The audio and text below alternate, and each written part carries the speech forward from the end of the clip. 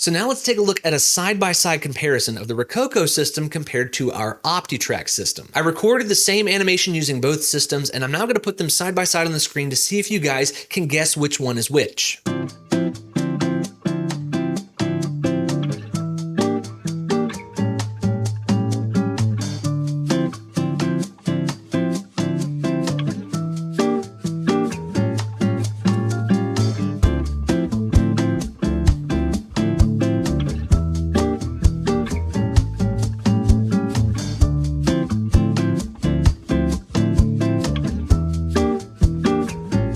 First of all, you will notice that the Rokoko finger tracking is more accurate when compared to the OptiTrack finger tracking, and that's because we were just using the basic glove setup in OptiTrack where it's just tracking the pinky, the index finger, and the thumb, so you're not going to be able to capture super detailed finger movement. And OptiTrack does have the ability to add even more markers and capture all of the fingers, but that requires a lot more cameras, and we've even talked to OptiTrack about this, and they've recommended just to use a third-party solution like something like a Manus glove. The only problem with those solutions is that one pair of those gloves costs 2 times more than a Rokoko system, which is kind of crazy. So for this test, we just went with the default glove setup for OptiTrack, and you can definitely award a point to Rokoko when it comes to the finger tracking. But once we go beyond that and I actually start moving around the scene, this is where you'll start to see the nuances and the physicality of the character is much more accurate on the OptiTrack side. You'll notice as I actually start to move forward that the Rokoko animation seems to kind of like almost move in place or kind of have a little bit of drift to it, but the OptiTrack one is pinpoint. I'm moving very accurately through the space. So yes, the OptiTrack system does win, and I don't think anybody's surprised by that, but we do have to consider that this OptiTrack configuration that you just saw was a 10 camera array, and each of those cameras